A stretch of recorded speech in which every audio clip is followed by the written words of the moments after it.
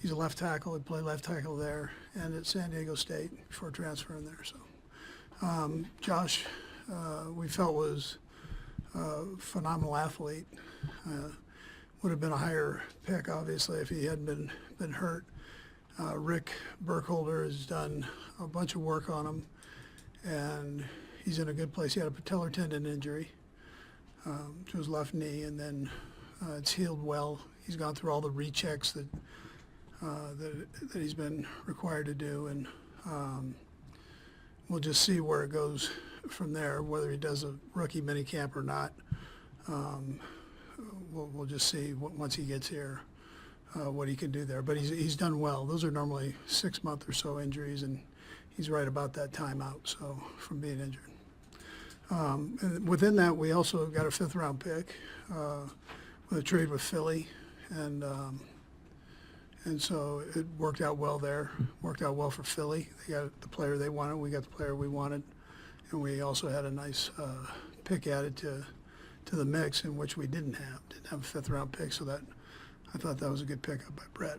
But I thought Brett and his guys did a great job there of working that. Andy, when do you see him ready to go? I mean, training camp, is that a reasonable? He'll definitely be ready for training camp.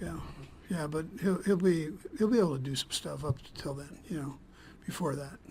How important was the visit that he had here, as far as both the medical side and also just getting to know the kid and the maturity side? Yeah, Matt, we had a chance to bring him here. We met with him at the combine. So we had that visit with him, and we brought him up here for one of the 30 visits. Had a good visit with him there. Had a Zoom visit with him, a couple different Zoom visits with him. So as late as yesterday. So again, just to make sure we were doing our homework there. But Coach, what did you really felt see? comfortable. We felt comfortable with it. Sorry, didn't mean to interrupt. What did you really see lacking in the lineman area that makes you think Josh Simmons could really close the gap there and be a good fit for the team if he's able to get healthy?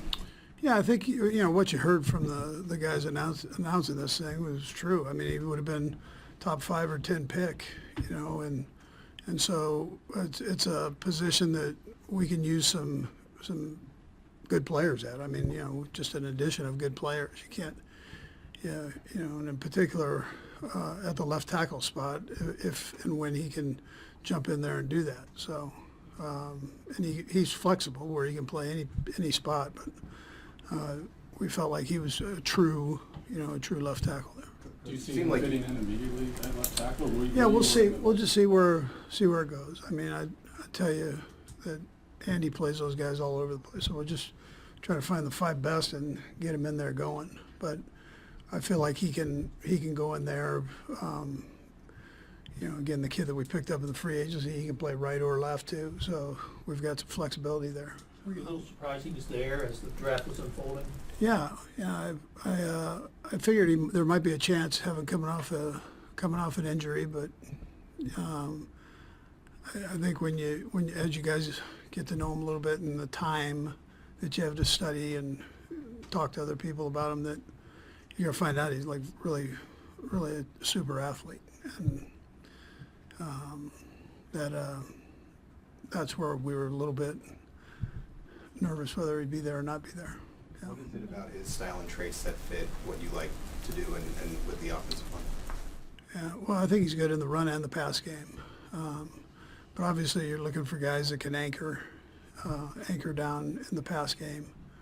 And that becomes important, especially on the left side with a right-handed quarterback. And we have such good players that we go against that play that defensive end spot that I think it's important that you get you find a guy that can do that.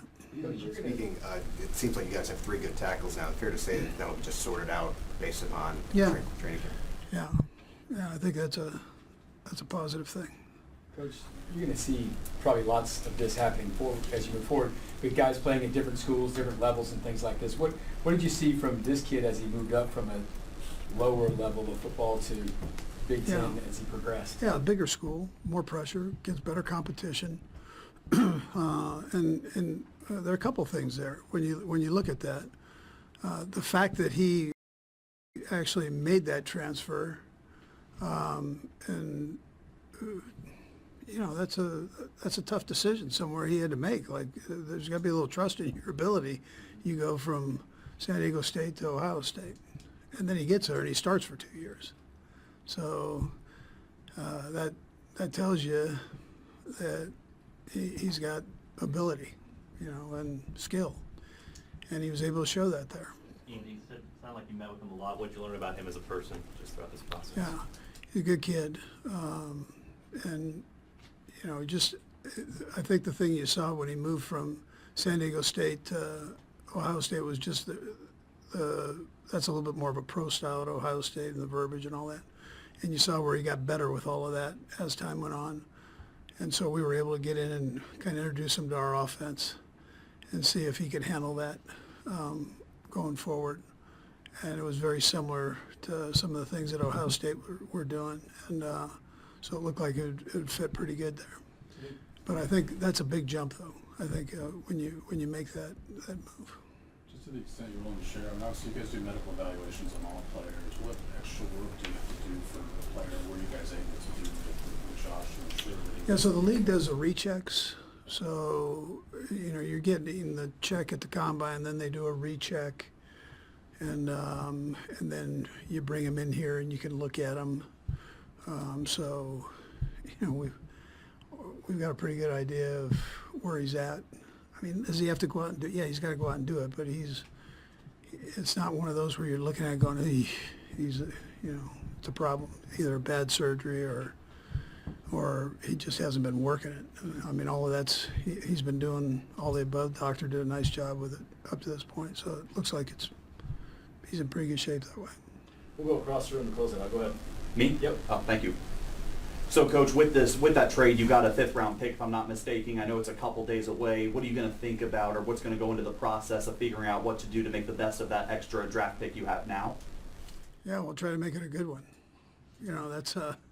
That's where you go with it. We didn't have a 5th-round pick, so just the fact that you give Brett Veach an extra pick, that can be a positive thing. He normally does very well in those rounds there, those mid rounds, late rounds.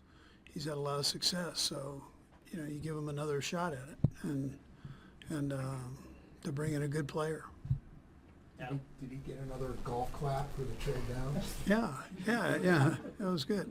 What was that like the last few years, trying to find that solution at left tackle, particularly last year when you had to go through so many guys? What was that like for you? Yeah, it's one that we thought we would spend a 1st-round pick on, and that it would be worth it, and then also look at it in free agency. So we've got a couple answers there where we don't have to take a guard and move them out to that spot, or hopefully, right? Hopefully, keep these guys healthy and rolling and learning. So. The Kansas City Chiefs selected Ohio State OT Josh Simmons with the number 32 overall pick in the 2025 NFL Draft. Josh Simmons, height 6 feet 5 inches, weight 317, is a 3-year starter who originally spent 2 years at San Diego State, where he started 13 games at right tackle before he transferred to Ohio State prior to the 2023 season. Since arriving in Columbus, Simmons has started 18 games, 13 at right tackle, 5 at left, inside the Buckeyes' 54-48 run. Pass split, multiple run scheme offense centered around zone and pinpull with gap principles mixed in. Simmons has a muscular, athletic, and well-rounded, lean build with good length, very good athletic ability and play strength. Simmons is a physically imposing, loose and powerful run blocker with a sense of urgency in his playing style that leads to establishing first meaningful contact with sticky hands and active feet to regularly stay attached and sustain. He can close space, come to balance, and erase targets on pinpull, crack toss, and screens while creating thump on contact on double-team bumps to feed the defensive tackle. Simmons also excels at overtaking and cutting off the backside with very good lateral quickness, and he brings a physical, assertive demeanor to finish blocks. In pass protection, Simmons has a clean, crisp setup in his flat and angled pass sets with good pad level, active hands, and easy redirect skills to protect the corner and remain balanced through the top of the QB's drop. He gets into his anchor on time and is dialed in with his left guard on stunts and games with proper timing and spatial awareness.